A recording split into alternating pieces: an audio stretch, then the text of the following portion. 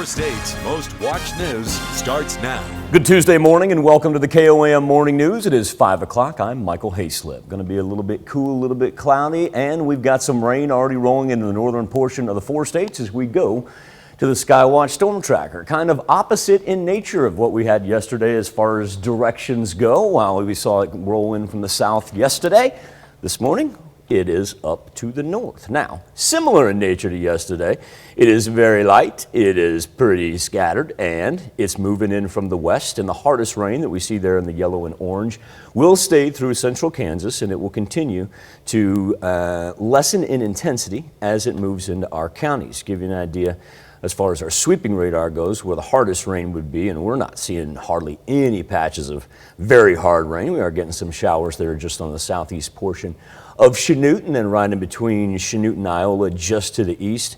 We do have a little spot here that just popped up just on the east side of Pittsburgh. That'd be right along, what would that be, 126 right there? Yeah, 126. Headed out toward I-49 just on the south side of Lamar. So we'll keep our eyes on that one. Haven't had any lightning or anything that we've picked up. Mid-40s, another chilly morning. Shouldn't expect to be down that low, but that's what we've got, not only for today, but for the next 2 days. The weather trend will be done with the scattered showers here late afternoon, but then we're actually going to get some additional rainfall that's going to move in from the south this time. So there it is, sprinting across from the north. And then look at the bottom of your screen, and it begins to build up as well. So it's going to be lasting a little bit longer than yesterday before we begin to clear off Wednesday morning. Now, after we're done on Wednesday morning, get a little break there headed into the backside of the week. Sunshine on Thursday, how about additional sunshine on Friday? And then we can actually begin a little bit of a warming trend that'll get us into the 70s, 75 on Saturday, and then running up close to the 80s on Sunday and Monday. Oklahoma authorities released the identity of a man whose body was found in Tar Creek.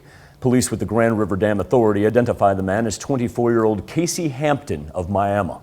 A resident on Saturday found Hampton's body in Tar Creek just north of the Neosho River in Miami. The GRDA recovered his body and took it to the medical examiner. The investigation into Hampton's death continues. Joplin police identify a man who died in a car crash on Saturday as 26-year-old Chance Olson. Authorities say Olson was riding his motorcycle going west on 32nd Street when he hit an SUV that was going east and making a turn onto Connecticut. Olson was taken to a hospital where he later died.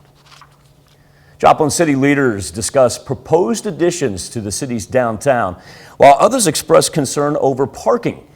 We start with the Joplin City Council work session where they discuss plans for renovating Memorial Hall. Council members reviewed a feasibility study for Memorial Hall. It's a study that analyzed the potential costs of renovating Memorial as well as a possible additional annex. Now, for both scenarios, a conservative and aggressive cost estimates were given.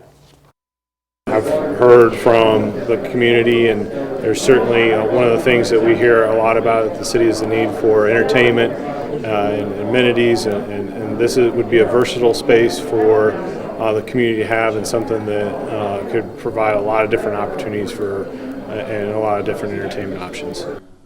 Study was completed by 2 companies called SFS Architects and Ballard King and Associates.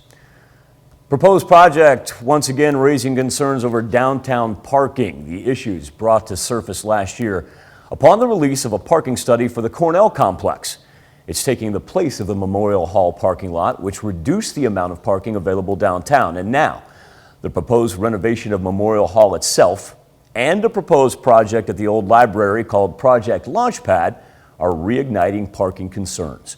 Business owners like Blackthorn's Melanie Womble are encouraged by the prospect of potential growth, but do feel uneasy about what it could mean for the already problematic parking situation downtown. I'm very excited about that, and the library, the school going to the old library. Downtown real estate's hard to come by, so they're not adding any more real estate downtown once, So I'm excited about what that's going to do for downtown, but then in the same, I'm worried about what it's going to do to the parking downtown. Joplin City Council holding a meeting tonight to hear more details about Project Launchpad, which would take over the old library building. Joplin Area Chamber of Commerce honored Joplin educators with the Golden Apple Awards program. You had more than 80 educators that were nominated by students, parents, and co-workers based on exceptional quality of teaching. The winners are Stephanie Reether of Cecil Floyd Elementary, Kathy Nicodemus of Irving Elementary, Cheryl Cyber of North Middle School, and Saida Greenlee of Joplin High School. I owe my mom a debt of gratitude. She taught for 30 years and I was never going to become a teacher. So I've become my mother and I'm a teacher and I love every minute. So I do have to apologize to my mom and say, yes, it's everything you said it would be. Golden Apple Awards now in their 36th year. The Humane Society of the United States releases its annual report highlighting problem puppy sellers. The 2021 Horrible 100 report says Missouri tops the list with 21 puppy sellers, and Kansas has 7 on the list. Locally in Neosho, a dog at J&K Puppies LLC and Puppy Travelers was found lethargic with dried mucus around its nostrils, and dogs at Whispering Oaks Kennel in Coffeyville, Kansas were photographed in crowded enclosures.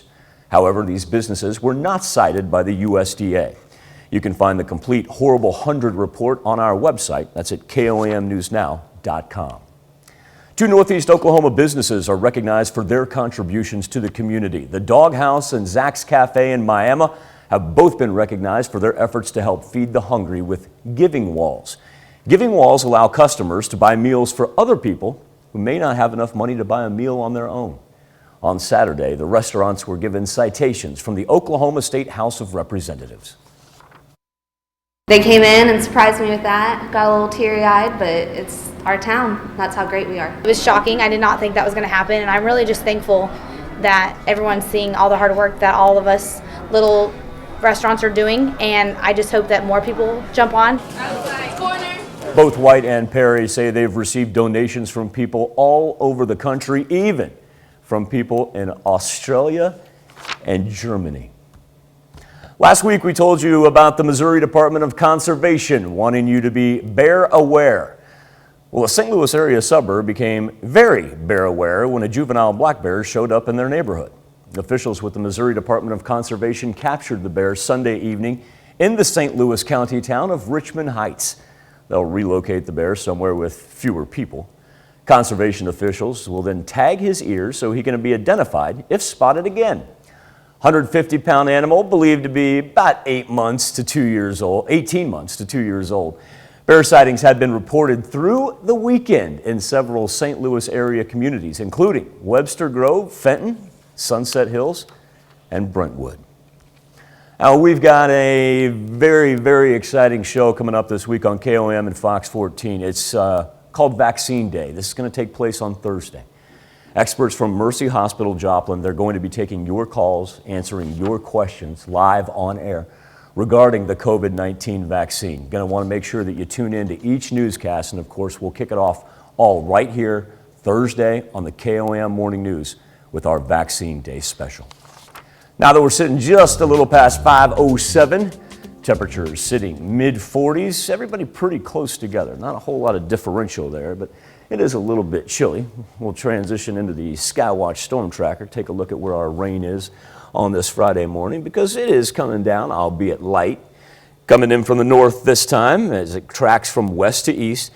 Do have this little pocket right here that we were looking at in between Pittsburgh and Lamar, just on the other side of 126. That's about the hardest rain that we're seeing right now. And now looks like we're starting to pick up a little bit there out right on the county line. See that right there? That level popping up. So that's the hardest rain that we're seeing today. Now, eventually, we're going to get it to filter in from the south as well. So it'll be a little bit more widespread than what we had yesterday. Not picking up any lightning, and don't think we're going to get enough accumulation to even have to worry about any flooding concerns. Cool temps today, only high 50s, low 60s. Same thing for Wednesday until we get the warming trend that kicks in there on Thursday. That's a look at this morning's top stories and weather in our first 7 minutes. Coming up on the KOAM Morning News, a new Pfizer vaccine age. Big news for middle and high schoolers when it comes to the coronavirus vaccine. I'm Laura Podesta with details on the new approval that could help schools reopen. Fort Scott Tigers hosting the Frontenac Raiders. Some SEK baseball. We've got highlights and why the Arkansas governor says he's ending his state's participation in a federal unemployment program. You're watching the KOAM Morning News, more real news in the morning. We'll be right back.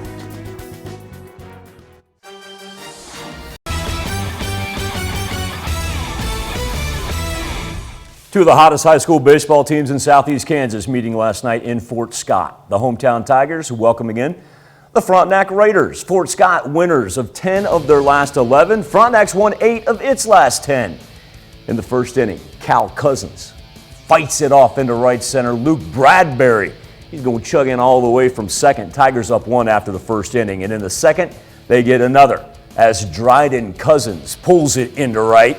That's going to score Caden Young. Later in the same inning, Fort Scott looking for more. This is a big one here. Colin McCartney, backward K. Then momentum slowly shifts Frontenac's way. McCartney out of the jam in the fourth. Bases loaded for this dude, Caston Fields. Grounder to short, Marion McGinney scores. Fields safe at first. Raiders get 3 in the fourth inning, score the last 8 runs of the day. Frontenac takes down Fort Scott by a final score of 8-4. On the Missouri side, Joplin Eagles on the road facing Glendale, and Joplin wins it 9-2. Bodie Carlson gets 2 hits, collects a team-high 3 runs batted in. Joplin right back on the field tonight. It is senior night, and the Eagles host Lamar. It's playoff time for the Pitt State Gorillas. PSU playing in the MIAA tournament quarterfinals this weekend, hosting a 3-game series against Washburn. Our own sports director, Jacob Leonard, with the story. The Pittsburgh State Gorillas get to play at home in the first round of the MIAA tournament. I love it. This is the last go-around, and I wouldn't rather be anywhere else than right here.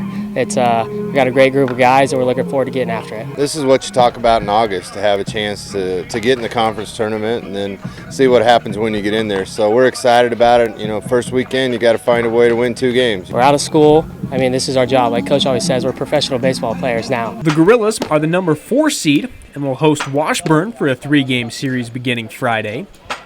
Pitt State was 2-2 against Washburn in the regular season. They beat us 2 out of 3 here. I think it was the 2nd or 3rd week of the year, and played really well. Everybody's going to play good baseball. This conference is really good, and if you don't hook up every weekend, you're going to be in trouble. PSU has won 10 of 13 heading into the postseason.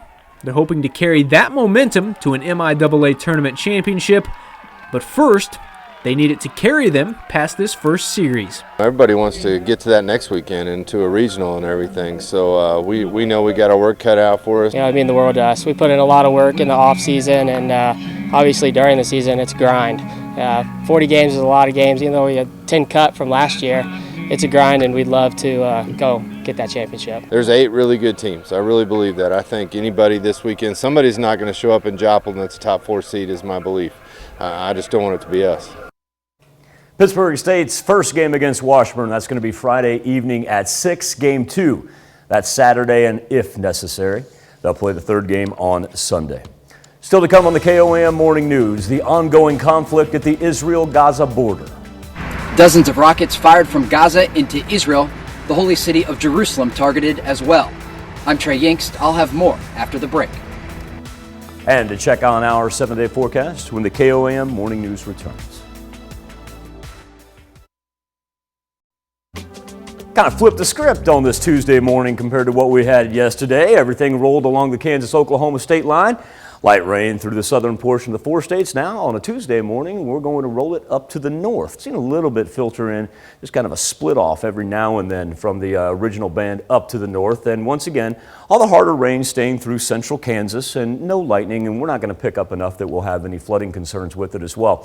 Still a chill in the air, a whole bunch of mid-40s, 44 in Joplin, let's go 45 in Miami, 43 in both Fort Scott and Nevada. A far cry from our normal low for this time of year. How about 10 to 11 degrees cooler than what we would figure we'd be at come May 11th. All the severe weather once again going to stay on the south side of the jet stream through portions of Texas and then along the Gulf Coast as well. This has been pretty constant, and it just kind of wants to break up as it rolls through us. And the severe thunderstorm risk map, nice thing is we don't even see the low category in the contiguous 48. And once again, that's exactly where that jet stream is riding as they find themselves in the minimal area along the Gulf Coast. As far as our weather trend goes, the rain is going to be a little bit more elongated time frame wise than what we had yesterday. Highs only into the high 50s right here. As you'll notice, that's the north band, but from the bottom of your screen, we'll actually get a little additional rain that'll take us into the afternoon hours that'll come in from the south and then scattered into Wednesday morning. Now, after we get done with it Wednesday morning, that's when we finally get a break from everything and try to get a little peek of sunshine on Wednesday as well. Warming trend then begins for Thursday and Friday. We cut down on our chances for rain until Friday night. That takes us into Saturday. But look at that, 75s and 80s over the weekend. Turn our attention now to the KOAM News Now Facebook page and our morning Insta poll. Arkansas Governor Asa Hutchinson says his state is ending its participation in the federal unemployment program, giving unemployed Americans an additional $300 a week. Governor cited a shortage of workers in his announcement. He said in a statement, the $300 federal supplement helped thousands of Arkansans make it through this tough time, so it served a good purpose. Now we need Arkansans back on the job so that we can get our economy back to speed. President Biden spoke against the move, saying there's not much evidence that jobless benefits are keeping people from looking for work. Arkansas's participation in the program expected to end after June 26th. Our question to you, simply put, should your state end the extra $300 unemployment benefit? Log on to Facebook, leave a comment there, or take part in our Insta poll. Go to KOAMnewsnow.com/vote. Be back with Health Watch next. Topping Health Watch this morning, coronavirus vaccination numbers have been leveling off or slowing down in parts of the country, but there will be millions of young Americans newly eligible for the Pfizer vaccine later this week. CBS's Laura Podesta explains.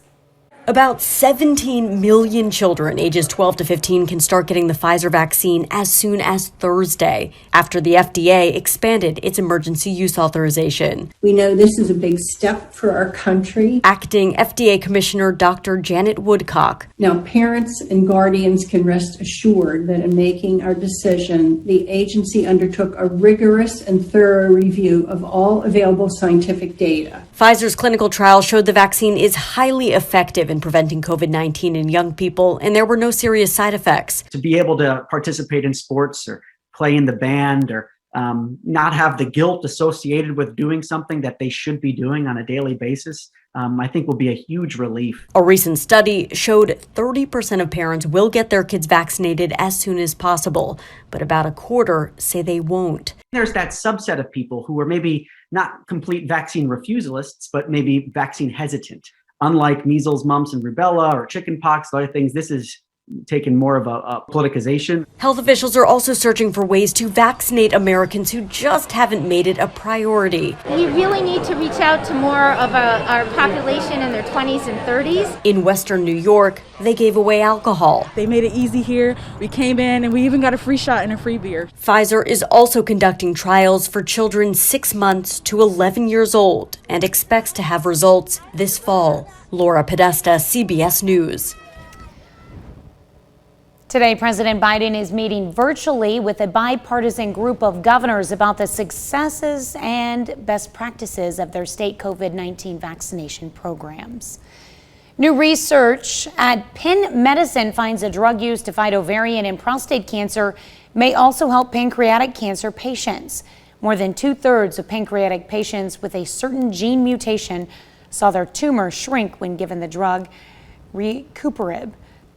Doctors hope this therapy could become an option for pancreatic cancer patients instead of aggressive chemotherapy. That's a look at some of today's top health stories. You're watching the KOAM Morning News. Well, Tuesday morning rain coming down. This time, the northern portion of the 4 states remain relatively light. Put on the sweeping radar, that'll give us an idea of the intensity. Did have that little pop-up around 126. It broke up, and now we turn our attention out to just south of Greenfield. We've got another one ranging along Highway 37 right there in southwest Missouri.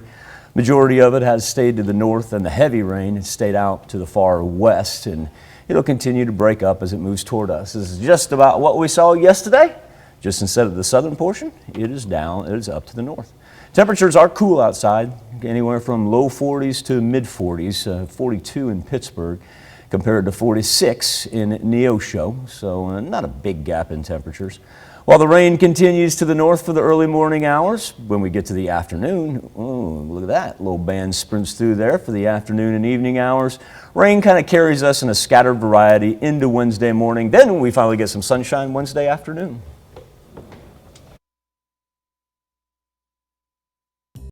Good morning, I'm Tanya Bach with your KOAM news update. Oklahoma authorities released the identity of a man whose body was found in Tar Creek. Police with the Grand River Dam Authority identified the man as 24-year-old Casey Hampton of Miami. A resident on Saturday found Hampton's body in Tar Creek just north of the Neosho River in Miami. The GRDA recovered his body and took it to a medical examiner. The investigation continues. Joplin police identify a Joplin man who died in a crash on Saturday. He was 26-year-old Chance Olson. Authorities say Olson was riding his motorcycle going west on 32nd Street when he hit an SUV that was going east and making a turn onto Connecticut. Olson was taken to the hospital where he died. We've got something exciting coming up this week on KOAM and Fox 14. On Thursday, we'll be hosting Vaccine Day. Experts from Mercy Hospital Joplin will be taking your calls and answering your questions regarding the COVID-19 vaccine. Be sure to tune in to each newscast starting with the KOAM Morning News for our Vaccine Day special. Here's Michael with today's forecast. Another 1/10 of an inch expected of rain today, and it'll carry us into the afternoon hours. Showers this afternoon for the southern portion of the 4 states as well. All the latest on the Skywatch weather app. Oklahoma authorities identify a body found in Tar Creek over the weekend. Plus the latest on a deadly motorcycle wreck in Joplin.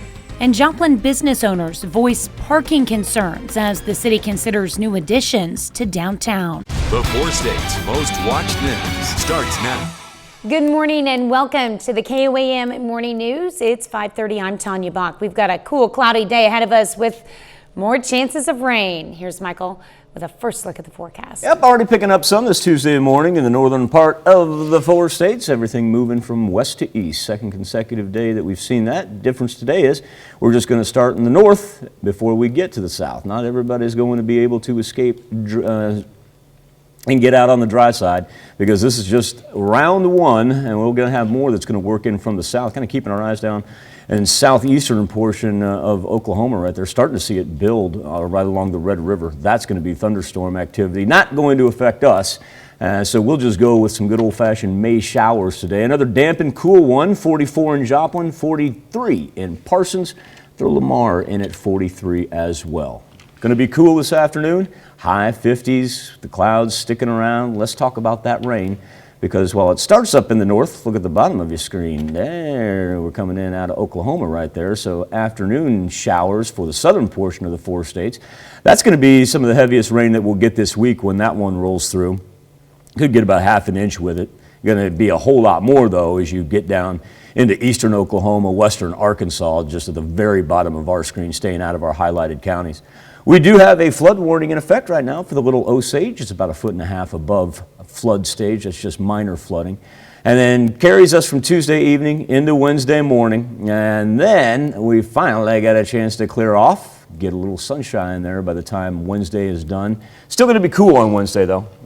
Temperatures really not going to rebound until about Friday and Saturday when we get back into the 70s and mid-70s. Thursday's going to be great, though. A whole lot of sunshine, mid-60s. Yeah. Yeah, I mean, looking forward to Thursday. Yeah. And, Friday will be for great the most too. part. Friday's going to seem warm compared to the last couple of days. I know. It's been so weird because kids are in their final weeks of school and I'm still putting them in jeans. I know. Yeah, we haven't throwing a jacket on them in the morning. Run of like nice warm May weather yet. Yeah. Well, not really complaining, but it's just weird. All right, thanks, Michael. Oklahoma authorities released the identity of a man whose body was found in Tar Creek. Police with the Grand River Dam Authority identified the man as 24-year-old Casey Hampton of Miami. A resident on Saturday found Hampton's body in Tar Creek just north of the Neosho River in Miami. The GRDA recovered his body and took it to a medical examiner. The investigation continues. Joplin police identified Joplin man who died in a crash on Saturday. He was 26-year-old Chance Olson. Authorities say Olson was riding his motorcycle going west on 32nd Street when he hit an SUV that was going east and making a turn onto Connecticut. Olson was taken to the hospital where he died. Joplin city leaders discussed proposed additions to the city's downtown while others expressed ongoing concerns over parking. We're going to start with the Joplin City Council work session, and they discussed plans for renovating Memorial Hall. Council members reviewed a feasibility study for Memorial Hall. The study analyzed the potential cost of renovating Memorial Hall as well as a possible additional annex. For both scenarios, a conservative and an aggressive cost estimate were given. I've heard from the community, and there's certainly one of the things that we hear a lot about at the city is the need for entertainment and amenities, and this would be a versatile space for the community to have, and something that could provide a lot of different opportunities for and a lot of different entertainment options. The study was completed by two companies called SFS Architects and Ballard King and Associates. The proposed project is once again raising concerns over downtown parking. The issues were brought to the surface last year upon the release of a parking study for the Cornell complex. It's taking the place of the Memorial Hall parking lot, which reduced the amount of parking available downtown. And now the proposed renovation of Memorial Hall itself and a proposed project at the old library called Project Launchpad. They're all reigniting those concerns. Business owners like Blackthorn's Melanie Womble are encouraged by the prospect of potential growth, but feel uneasy about what it could mean for the already problematic parking situation downtown. I'm very excited about that, and the library, the school going to the old library. Downtown real estate's hard to come by, so they're not adding any more real estate downtown once, So I'm excited about what that's going to do for downtown, but then in the same, I'm worried about what it's going to do to the parking downtown. The council will hold a meeting tonight to hear more details about Project Launchpad, which would take over the old library building. Two Northeast Oklahoma businesses are recognized for their contributions to the community. The Dog House and Zach's Cafe in Miami have both been recognized for their efforts to help feed the hungry with Giving Walls. Giving Walls allows customers to buy meals for other people who may not have enough money to buy a meal on their own. On Saturday, the restaurants were given citations from the Oklahoma State House of Representatives. They came in and surprised me with that. Got a little teary-eyed, but it's our town. That's how great we are. It was shocking. I did not think that was going to happen, and I'm really just thankful that everyone's seeing all the hard work that all of us little restaurants are doing, and I just hope that more people jump on. Perry and White say they've received donations from people all over the country and even from people in Australia and Germany. Well, we've got something exciting coming up this week on KOAM and Fox 14. On Thursday, we'll be hosting Vaccine Day. Experts from Mercy Hospital Joplin will be taking your calls and answering your questions regarding the COVID-19 vaccine. Be sure to tune in to each newscast, starting with the KOAM Morning News for our Vaccine Day special. That's a look at our top news stories coming up this half hour on the KOAM Morning News. We hear from a NASA scientist on the agency's mission to bring the first asteroid sample back to Earth. Plus, a tense scene in the Middle East as Israel and Palestinian militants exchange fire, the moments that led up to the hostilities. But first, it's 5:37. Sunrise will be here in half an hour. We'll call it 6:08. And not a whole lot of sunshine today. Scattered rain going to hang around for the second consecutive day, and albeit light, really not going to have a whole lot of accumulation. You're going to have to get south of I-44 for that. But temperatures only going to be in the mid to high 50s today. We'll be back with World Watch next. Good Tuesday morning. After AM showers for the northern portion of the four states, this afternoon we get a little band that rolls through to the south as well. That thing is actually going to be the hardest rain that we'll see this week. Still looking at minimal accumulation numbers. We do have a flood warning for the Little Osage River in Vernon County. That's our only warning that we have on the books right now. Temperatures in the 50s until we finally get some sunshine tomorrow. Topping World Watch, violence between Israelis and Palestinians came to a crescendo on Monday after Palestinian militants fired dozens of rockets into Jerusalem following weeks of rising tensions. Trey Yingst has more from the Israel-Gaza border on what this means for the ongoing conflict. Sirens blare in Jerusalem Monday after Hamas militants fired a barrage of rockets.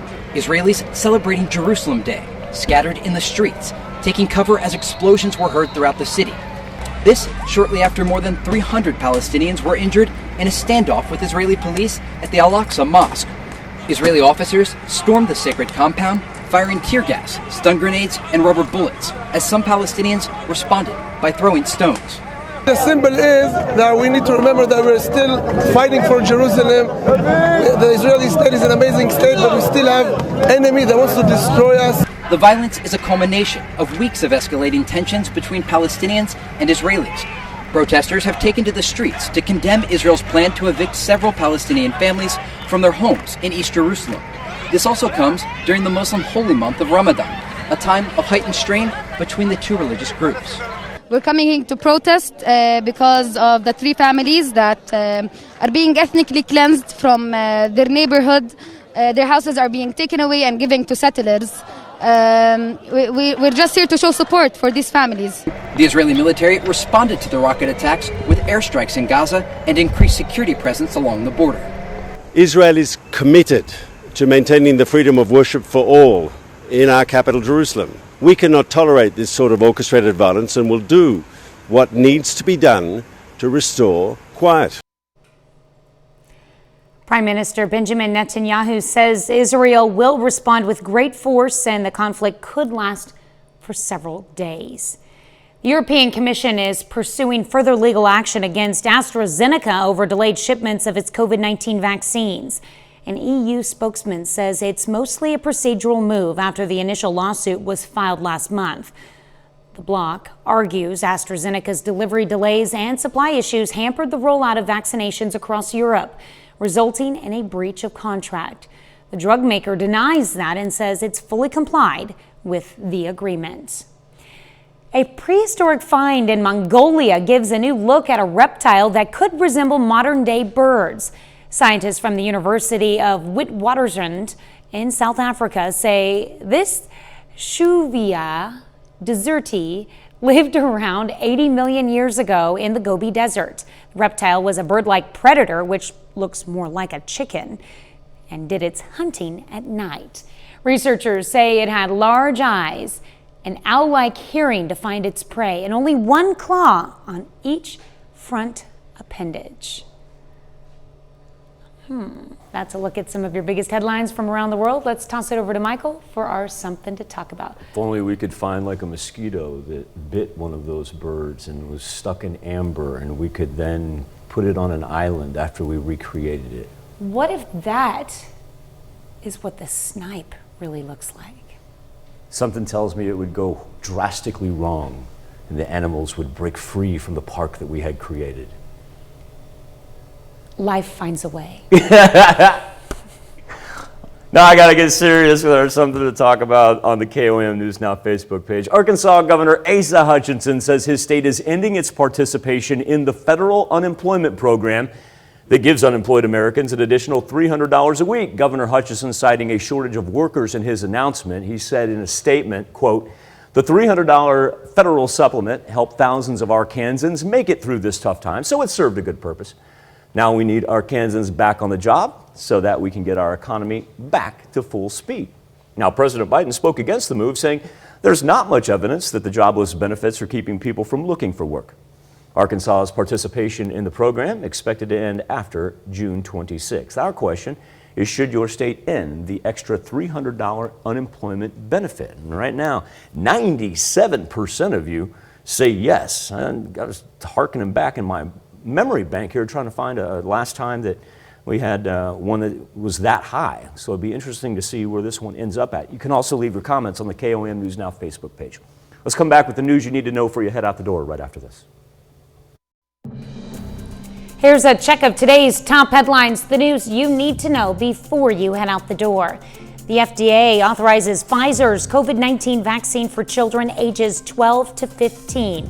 Tomorrow, a CDC advisory committee will vote on whether to approve the authorization. If it does, roughly 17 million children and teenagers will be eligible to receive their first shots. A pipeline stretching from Texas to New Jersey remains offline following a cyber attack. Normally, nearly half the East Coast fuel supply runs through the Colonial Pipeline. It was shut down Friday after hackers targeted its computer systems. Colonial hopes to reopen the pipeline by the end of this week. And Oklahoma authorities released the identity of a man whose body was found in Tar Creek. Police with the Grand River Dam Authority identified the man as 24-year-old Casey Hampton of Miami. A resident on Saturday found Hampton's body in Tar Creek just north of the Neosho River in Miami on Saturday. The GRDA recovered his body and took it to a medical examiner. The investigation continues. Joplin police have identified a Joplin man who died in a crash on Saturday. He was 26-year-old Chance Olson. Authorities say Olson was riding his motorcycle going west on 32nd Street when he hit an SUV that was going east, making a turn onto Connecticut. Olson was taken to the hospital where he died. That's a check of today's top headlines, the news you need to know before you head out the door. Some light rain coming down in the northern portion of the 4 states. A little bit of it has filtered into the central. Not a whole lot of accumulation. And everything that's staying out in central Kansas, that hard rain, well, we actually get a little lucky. Long story short, there's a high pressure hanging over us that is helping it break up as it gets closer to us. It's similar in nature to what we had yesterday morning. Just instead of the south, it's just going to come in from the north. We are going to get a little bit more widespread rain today than what we had yesterday, and another chilly one, as temperatures only going to make it up into the high 50s today. Let's talk about the afternoon rain that we're going to have headed our way as well. It's actually going to come in from the south. It's going to be a pretty good one here that makes its way out of Oklahoma. Now, we're going to get clipped by just the northern portion of that. It's going to be along and south of I-44. We'll see some showers, though, make its way from Joplin and get on the north side of 44. After we're done with that, work into Tuesday night, keep it very, very scattered, and then finally by the time we get into Wednesday afternoon, a break from the showers and some sunshine. Begin to warm up there, finally get to mid-60s on Thursday. Of course, you can always find the latest on the Skywatch weather app. Nothing can be more. Got some Tuesday morning showers coming down in the northern portion of the 4 states there. If you're headed north up to KC, you're going to run into those, whether you take 69 or 49, you're going to run into it. Now, all the heavy stuff, it's breaking up before it gets to us. Ours is just going to remain as May showers. Look down to the south, you can see some blue sky this morning. Now, eventually, we're going to kick some rain into the south as well. Temperatures chilly for middle of May here, only going to ride mid to high 50s, and then overnight, a little rain is going to persist. Not a whole lot of accumulation. Now, when we do talk about what we got down to the south, that's the big one rolling through OKC right there. We're just going to get clipped by the far northern piece of that. And the lightning is going to be very, very limited and shouldn't have any flooding concerns. We do have a flood warning right now for the Little Osage River in Vernon County, Missouri. And then look at this, how it just kind of lingers, not widespread for Wednesday. Speaking of Wednesday, actually get a little afternoon sunshine, begin to warm up into the weekend. Get your AC. Oklahoma authorities identify a body found in Tar Creek over the weekend. Plus the latest on a deadly motorcycle wreck in Joplin. And Joplin business owners voice parking concerns as the city considers new additions to downtown. The 4 states' most watched news starts now. Good morning and welcome to the KOAM Morning News. It's 6 a.m. I'm Tanya Bach. We've got a cloudy, cool day ahead of us, but there's still a chance of rain. Here's Michael with a first look at the forecast. I know those chances are going to stick around all day long. Here's what we've got early in the morning. We've got some May showers up to the north, hitting our highlighted counties there. And As we mentioned, if you're on your way to Kansas City, you are going to run into those today. We also have a flood warning in effect. It's for the Little Osage River there north of Nevada near Horton. About 1.5 feet above flood stage at the gauge. That just results in minor flooding, but just did want to point that out. Another chilly morning, down to 40 in Independence, 43 in Carthage, and 45 right now in Miami. Not much of a warm-up as we'll be stuck in the 50s today. Let's talk about future track, because while we're concentrating on morning rain in the north, we are going to get a little more widespread here as we progress into the afternoon hours, including that one, where we find ourselves on the northernmost part of a large line that stretches all the way down from us to the Red River before it makes its way east into Arkansas. After we get rid of that one for the afternoon, nighttime we become very scattered, even a little break from it every now and then into Wednesday morning. And then after we get bound, say, Wednesday afternoon, we're going to end up seeing some sunshine and be able to make it up into the 60s. Still, that's abnormally cool. Finally on Thursday, that's when we kick the sunshine in earnest, make it up into the mid-60s, head into the weekend with throwing up 70 and 75s, all the way up to 80 there by Sunday and Monday. All right. Well, we need those temperatures to So far, eventually so good. warm up. I mean, we're staying out of the way of anything severe, so yeah. Good old-fashioned May rain for the most part. We'll take it. All right. Thanks, Michael. Oklahoma authorities released the identity of a man whose body was found in Tar Creek. Police with the Grand River Dam Authority identified the man as 24-year-old Casey Hampton of Miami. A resident on Saturday found Hampton's body in Tar Creek just north of the Neosho River in Miami. The GRDA recovered his body and took it to a medical examiner. The investigation continues. Joplin police identify a Joplin man who died in a crash on Saturday. He was 26-year-old Chance Olson. Authorities say Olson was riding his motorcycle going west on 32nd Street when he hit an SUV that was going east and making a turn onto Connecticut. Olson was taken to the hospital where he died. No injuries reported after authorities say a Carl Junction school bus was rear-ended by a truck. It happened yesterday afternoon near the intersection of Fleece Lane and Peace Church Avenue in Jasper County.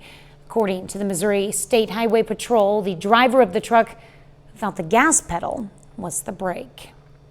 Parking space in downtown Joplin could become a bit more difficult to find as the council discusses 2 new projects taking shape. KOAM's Chris Warner spoke with Joplin's mayor and a downtown business owner to find out more. Parking in downtown Joplin has been a hot-button topic for the past couple of years. Now, with council hearing possible plans for Memorial Hall and Project Launchpad at the former library building, one downtown business owner has new concerns about parking. You come out on a busy Saturday night, it's already, it's tough to find a spot to park. Third Thursday is impossible. And so many cars already park in the Memorial Hall parking lot now, which is now demolished. So that's just, all those cars are going to have to park farther out. Mayor Ryan Stanley says parking is key for downtown success and is something they're monitoring closely at the city level and is part of the discussion of those new projects. We're working towards solutions on making sure that our patrons, for businesses, for our building at Memorial Hall, for the Cornell complex, that we maintain and encourage a healthy inventory of parking places. Another concern that Womble has is safety for those walking in downtown. We need something to help with pedestrian safety because there's just more and more people walking and we don't want someone to get killed. Mayor Stanley says crosswalk improvements aren't on the table now, but could be in future discussions. And we could easily have crosswalks on any of those intersections. We do have the ADA curbing, and so it does kind of promote a crossing, but we could easily create something that's a little bit safer than what we already have now. In downtown Joplin, Chris Warner, KOAM News. City Council held a work session last night to discuss Memorial Hall and will hold another meeting tonight to hear more details about Project Launchpad. Well, at that work session last night, City Council members reviewed a feasibility study for Memorial Hall. The study analyzed the potential cost of renovating Memorial Hall as well as a possible additional annex. For both scenarios, a conservative and an aggressive cost estimate were given. I've heard from the community, and there's certainly one of the things that we hear a lot about at the city is the need for entertainment and amenities, and this would be a versatile space for the community to have, and something that could provide a lot of different opportunities for and a lot of different entertainment options.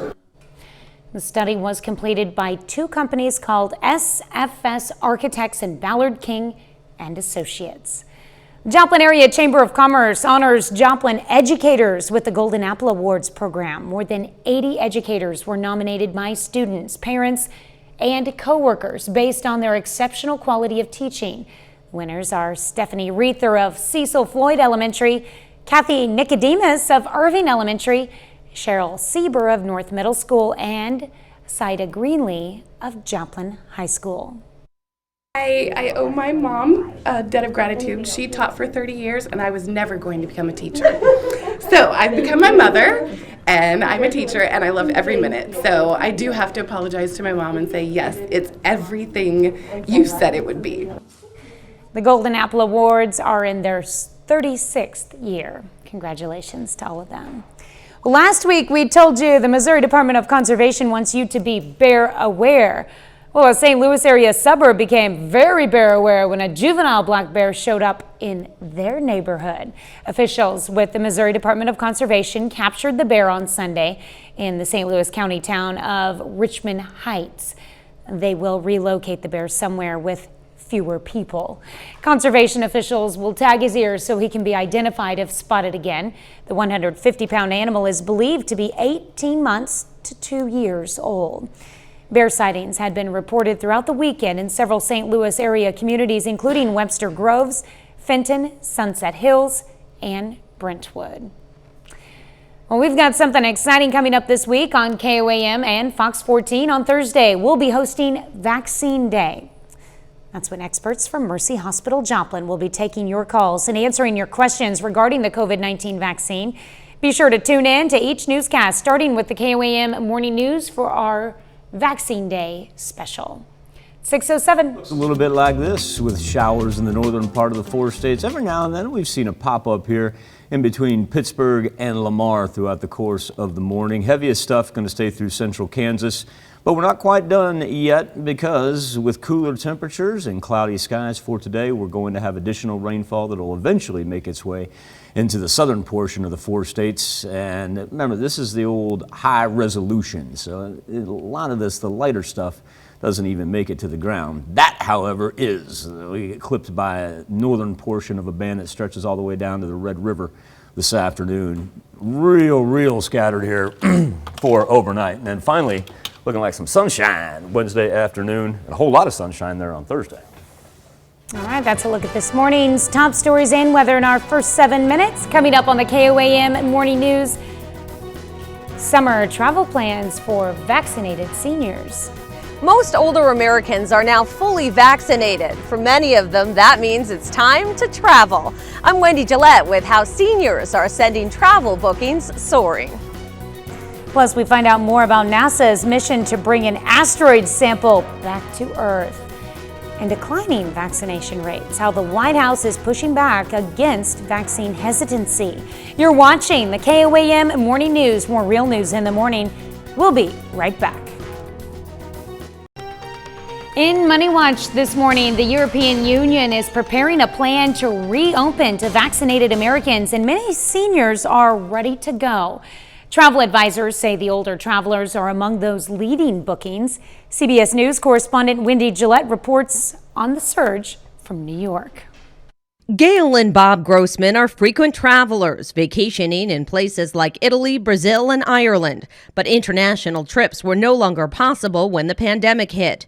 A year later, the senior couple is now vaccinated and eager to start flying abroad again. As soon as Europe opens up, we're gone. We go to Ireland every year also, and Ireland has can't give us an answer when we can get there, and we keep postponing that trip as well. We'll have lunch on the boat. It's what travel advisor Hillel Spinner keeps seeing among his older clients. Between February and March, I've noticed an increase of about 110%. And the reason for that is they've been vaccinated, they feel safe to travel again. The world is their oyster. They're like, where can I go now? A recent survey by the American Society of Travel Advisors finds 44% of those polled say being able to travel is the main reason why they're getting vaccinated. And 2/3 of those surveyed feel the vaccine will enable them to do so. Jim Moses is the president and CEO of Road Scholar, which provides educational travel tours for older adults. It's been unbelievable. We've seen about a 50% increase in the numbers of people who are enrolling in programs. They're so excited. Wow. Elisa Kaufman is in her early 60s and planning a 60th birthday trip for her husband to Greece. It's a much needed getaway after losing her mother to COVID in August. Travel is the only thing that you can buy that makes you richer. And that's the one thing that my mother taught me. A lesson she can put to good use now that she's vaccinated. Wendy Gillette, CBS News, New York. The travel agency Embark Beyond is seeing strong bookings in Turkey and Greece this summer. Well, Microsoft is finally bringing the icons designed for its operating system into the 21st century. The tech giant plans to release a new update for Windows 10 this fall. The redesign, called Sun Valley, includes new looks for several 26-year-old icons. Gone are the older symbols, first seen on Windows 95 using the trackball mice and CRT monitors. Instead, they've been replaced with symbols showing flat screen monitors and touch screens. The new look is slated to be released in October. Bed Bath & Beyond says it's launching a line of low-cost everyday items. The new in-house brand is called Simply Essential. It includes more than 1,200 items like $4 towels and $5 pillows. Bed Bath & Beyond says it's been pricing out some customers who've been turning to places like Amazon and Target for inexpensive home goods. There you go. With summer fast approaching, you might be looking forward to making those tasty s'mores around the campfire. Well, you don't have to wait. Flips has come out with new s'mores-covered pretzels. The pretzels are coated with milk chocolate that has cinnamon and sugar mixed in, and then marshmallow is drizzled on. Well, the snack does not include graham crackers. The cinnamon is there to make up for it. The treat is on store shelves now with pretzels instead. I like that. That's it for Money Watch. We'll be right back. Tanya, if we look down to the south from the sky cam there, you actually see a little blue sky, despite the fact that we've been talking about a whole lot of cloud cover and even rain up in the northern portion of the 4 states as it rolled in from central Kansas. When you look down here, that's where the tower cam's facing. That's why it's got a little break in it. Now up to the north, we do have some mid-May showers rolling in, nothing severe, and haven't picked up any lightning by any means. It's just been consistent. It starts out heavy right there and then kind of loses its intensity as it makes its way toward us. We do have a flood warning in effect all the way until tomorrow evening. That's the Little Osage River in Vernon County right there, about 1.5 feet above flood stage. Just some minor flooding going on. Chilly Tuesday morning. 44 in Joplin, 45 in Parsons, and 43 right now in Nevada. Our weather almanac says we should only bottom out around 54 this time of year, and we're not even going to make it close to the average high of 75. All the severe weather for today is going to stay from Texas along the Gulf Coast. See that little activity that we get right there? Well, let's kind of show you exactly what that is as it works its way out of Oklahoma. We find ourselves just on that north band for this afternoon. Still, our accumulation numbers, we're looking at anywhere from 0.3 to 0.4 of an inch, so don't really have any flooding concerns with that either. Then we get a break Wednesday afternoon, finally warming up as we head toward the weekend. More KOAM Morning News right after this. Welcome back to the KOAM Morning News. Earlier, we had the chance to catch up with Dr. Danny Glavin, Associated Director with Solar System Science, as the OSIRIS-REx begins its trek home with asteroid, I don't want to call it debris. They were actually able to puncture the asteroid and bring back elements from inside of it back to Earth. It now begins its trip home. Dr. Glavin, thank you for a return visit. You were talking earlier about how you have to orbit the sun twice. Look, I'm an idiot. Is this like a slingshot mover in NASCAR? It's basically like a slingshot. We go around the sun, we pick up a little speed, gravity assist. We actually have to catch up to the Earth. We're chasing the Earth now on our way back. And we'll finally catch up with it on September 24th, 2023. And that's when we release the samples that we can't wait to get back in our lab. They'll land in the Utah desert, Utah Test and Training Range on September 24th, 2023. I can't tell you how much I can't wait for that date. That is amazing how precise you've been able to pull that off. When these elements are back on Earth, what are you hoping to find? Yeah, so that's a great question. I mean, there's so much we don't know about asteroids, but there are so many questions that we have about how the solar system formed, how the planet Earth formed. And for me as an astrobiologist, where did life come from? One of the theories is that these asteroids like Bennu could have seeded the early Earth with the building blocks of life.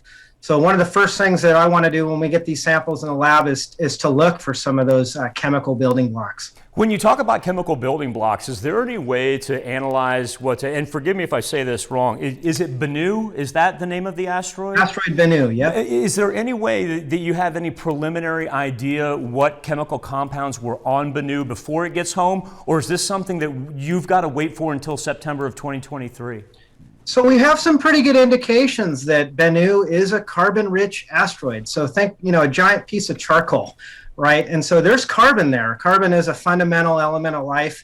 We've got signatures of organic compounds, some carbonate minerals, which suggests there was a lot of water activity, which is also important for making these organic compounds. So we have indications there should be organics there.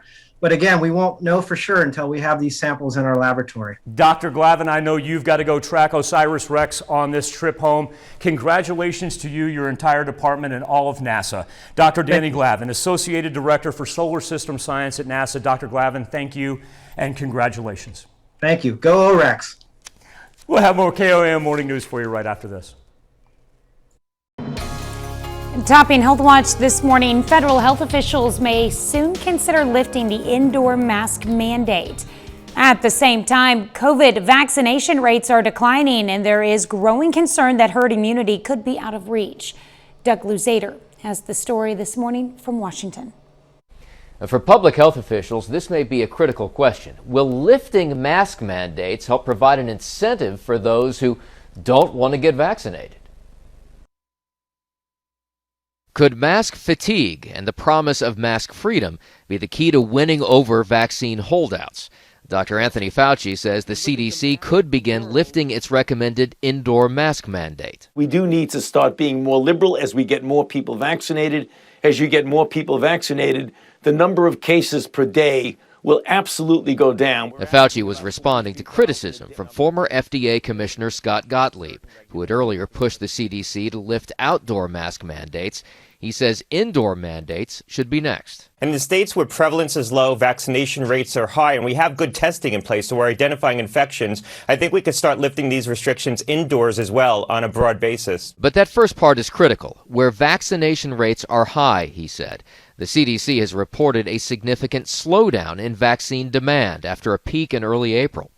Many simply don't want the vaccine, and with about 46% of the country having received at least one dose, we are falling well short of what many see as the end goal here, herd immunity. We cannot be safe as a nation and fully out of this pandemic unless we double the number of people who are now fully vaccinated in this country. At least one dose, we are falling well short of what many see as the end goal.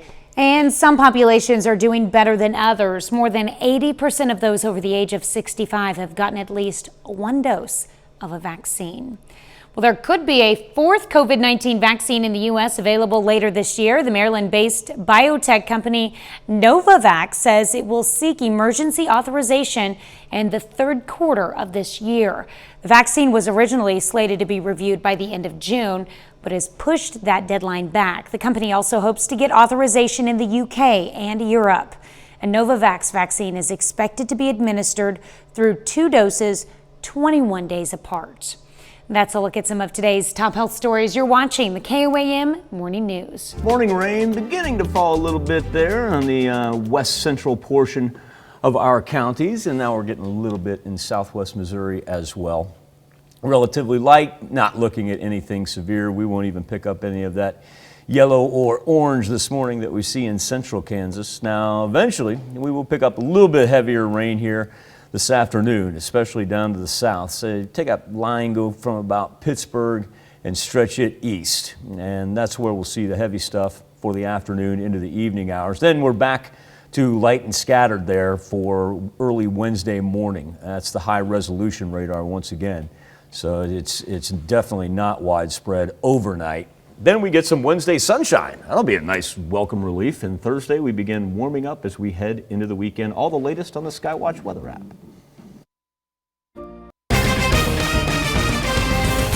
Oklahoma authorities identify a body found in Tar Creek over the weekend. Plus the latest on a deadly motorcycle wreck in Joplin. And Joplin business owners voice parking concerns as the city considers new additions to downtown. The four states' most watched news starts now. Good morning and welcome to the KOAM Morning News. It's 6:30. I'm Tanya Bach. We've got a cool, cloudy day ahead of us with more rain on the way. Here's Michael with a look at your forecast. Yeah, I want to start, Tanya, with showing where the heavy rain is. And see, you can see the orange and the yellow there in central Kansas. And then we've got good thunderstorm activity that's going to persist all day long from Texas through the Gulf. So all things considered, the fact that ours is just going to stay as May showers, we're kind of lucking out here. Now, we have seen a little bit of it move from north to south into the central portion of southeast Kansas, but still able to avoid the very hard rain. We do have a flood warning in effect for the Osage River in Vernon County, Missouri, that lasts until tomorrow evening. It's about 1.5 feet above flood stage right now, so we'll continue to monitor that. Temperatures in the low to mid 40s, 44 in Joplin. The low point right now is 41 in Independence, 45 in Miami, and 43 in both Carthage and Lamar. Look at that average high for this time of year. Think we'd be around 75 degrees? Not even really going to get close to it. Now, we are going to see an uptick in our rain here as we get into about the noon hour. Look at that one. Take a line, stretch it from, say, Pittsburgh, and then go due east right there. And that's where we'll see the heaviest rain for the afternoon and evening hours. Pretty close to sunset there. We turn it back into the old scattered, just, light rain variety into Wednesday morning. And then finally on Wednesday, everything just kind of stays around us, and we'll get a little sunshine before Wednesday is all done. Thursday is going to be delightful, mid-60s, sunny skies, and then the warm-up begins as we head toward the weekend with 70 and 75 and 80 from Friday into Sunday. All right, well, temperatures need to warm up eventually because it is getting closer to summer. It would be nice if they'd warm up a little bit. Yeah. You know what? I'll trade cooler temps for staying out of the severe weather that they've had down south. All right. Sounds good. All right. Thanks, Michael. Oklahoma authorities released the identity of a man whose body was found in Tar Creek. Police with the Grand River Dam Authority identified the man as 24-year-old Casey Hampton of Miami. Resident on Saturday found Hampton's body in Tar Creek just north of the Neosho River in Miami. The GRDA recovered his body and took it to a medical examiner. The investigation continues. Joplin police identified a Joplin man who died in a crash on Saturday. He was 26-year-old Chance Olson. Authorities say Olson was riding his motorcycle going west on 32nd Street when he hit an SUV that was going east and making a turn onto Connecticut. Olson was taken to the hospital where he died. Joplin city leaders discuss proposed additions to the city's downtown while others express ongoing concerns over parking. We start with the Joplin City Council work session. They discussed plans for renovating Memorial Hall. Council members reviewed a feasibility study for Memorial Hall. The study analyzed the potential cost of renovating Memorial Hall as well as a possible additional annex. For both scenarios, a conservative and an aggressive cost estimate were given. I've heard from the community, and there's certainly one of the things that we hear a lot about at the city is the need for entertainment and amenities, and this would be a versatile space for the community to have, and something that could provide a lot of different opportunities for and a lot of different entertainment options. Study was completed by two companies called SFS Architects and Ballard King and Associates. The proposed project is once again raising concerns over downtown parking. The issues were brought to the surface last year upon the release of a parking study for the Cornell complex. It's taking the place of the Memorial Hall parking lot, which reduced the amount of parking available downtown. And now the proposed renovation of Memorial Hall itself and a proposed project at the old library called Project Launchpad are reigniting those concerns. Business owners like Blackthorn's Melanie Womble are encouraged by the prospect of potential growth, but feel uneasy about what it could mean for the already problematic parking situation downtown. I'm very excited about that, and the library, the school going to the old library. downtown real estate's hard to come by, so they're not adding any more real estate downtown once, So I'm excited about what that's going to do for downtown, but then in the same, I'm worried about what it's going to do to the parking downtown. The council will hold a meeting tonight to hear more details about Project Launchpad, which would take over the old library building. In February, we told you about a local woman and a restaurant owner who started a giving wall where customers can pay for meals for those in need. Now, only a few months later, the idea has expanded and the state has taken notice. KOAM's Zach Dodge has the story. Eggs, fried pickles, or a juicy cheeseburger and fries. Sounds good and can be had by everyone, even if they can't pay. The ticket's already been paid for. Because of the generosity of others. We probably get 30 put up a day and probably at least 20 get pulled down every day. The giving wall at Zach's Cafe in Miami has been almost as big of a hit as sliced bread. Started in February, there's already been 400 tickets put on the wall, but it's not surprising to co-owner Lacey Perry. I knew our community would support it. Everything that we all try to get together on always works really well. At the Doghouse in Miami, around 1,000 meals have been put up since it started in February. That's around $10,000. It's been exciting. I had to expand to a second wall. All going to people who need it, from teenagers all the way to seniors who may be struggling. Nobody had to give. Nobody is forced to, and they've just gone above and beyond to take care of their neighbors. And the movement is spreading. Montana Mike's in Miami started a wall in February as well, and one was started in Veneta too. I hope it continues to stick around, and not just that, but hopefully give people other good ideas. I want to know how we can help next. Because of that giving attitude, Zach's Cafe and the Doghouse received some recognition. An official citation from the State House of Representatives. And I'm really just thankful that everyone's seeing all the hard work that all of us little restaurants are doing, and I just hope that more people jump on. But they aren't taking all the credit, because it wouldn't be possible without the generosity of their small town. Just speaks volumes about how awesome our town is. I hope our town keeps continuing to be amazing. In Miami, Zach Dodge, KOAM News. Perry and White say they've received donations from people all over the country and even from people in Australia and Germany. We've got something exciting coming up this week on KOAM and Fox 14. On Thursday, we'll be hosting Vaccine Day. Experts from Mercy Hospital Joplin will be taking your calls and answering your questions regarding the COVID-19 vaccine. Be sure to tune in to each newscast, starting with the KOAM Morning News for our Vaccine Day special. That's a look at our top news stories coming up this half hour on the KOAM Morning News. A cyber attack putting a pipeline on pause. Up and down the East Coast, don't be surprised if you have to wait a while to fill up your car. I'm Laura Podesta in New York with how the Colonial Pipeline shutdown is affecting drivers and when full supply could be back.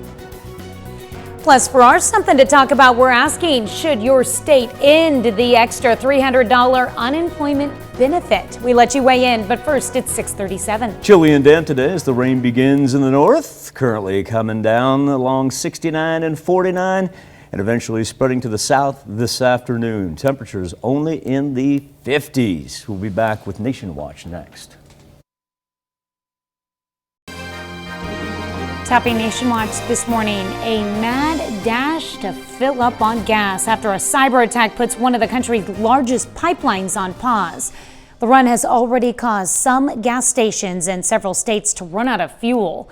CBS News' Laura Podesta shows us the driver distress and explains when the pipeline, which runs from Texas to New York, could be fully functioning again. Drivers in parts of the East Coast are feeling the immediate effects of the Colonial Pipeline shutdown. Some waiting an hour or more at lines at the gas station before filling up, or hearing news the pump had run dry. And it's unbelievable. When I was riding today, I thought that it was a catastrophe coming. I'm like, what's going on? I seen all these cars parked everywhere, and I was just like, OMG, I have to fill my tank up. North Carolina has declared a state of emergency and suspended some regulations to make sure the state has enough fuel. If this outage goes past the end of the week, prices could spike pretty dramatically. The pipeline delivers roughly 45% of the oil used by the East Coast. A group of Russian cybercriminals who call themselves Dark Side have been identified by the FBI as responsible for the disruption. The pipeline was forced to pause its operations after the hackers accessed its computer systems. President Biden said yesterday he doesn't think the Russian government is to blame. I'm going to be meeting with President Putin, and so far there is no evidence based on from our intelligence people that Russia is involved, although there is evidence that the actors' ransomware is in Russia. They have some responsibility to deal with this. U.S. officials and Colonial Pipeline say they hope to get fuel fully flowing again later this week. They insist right now there is no significant shortage. Laura Podesta, CBS News. For days since shutting off, Colonial Pipeline says part of the 5,500-mile pipeline is back online under manual control. The situation, though, has already put major airports in Baltimore, Charlotte, and others on the East Coast at risk of low supply.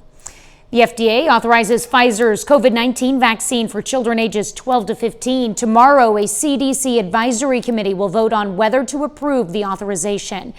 If it does, roughly 17 million children and teenagers will be eligible to receive their first shots.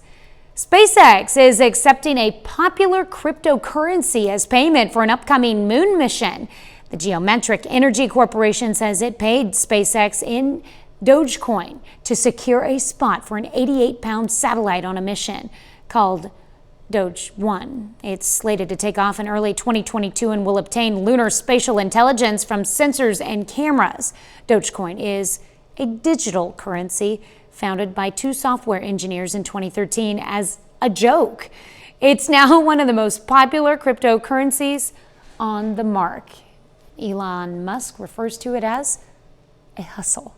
That's a look at today's top national stories. Let's check back in with Michael for our Something to Talk About. Yeah, who's laughing now, huh?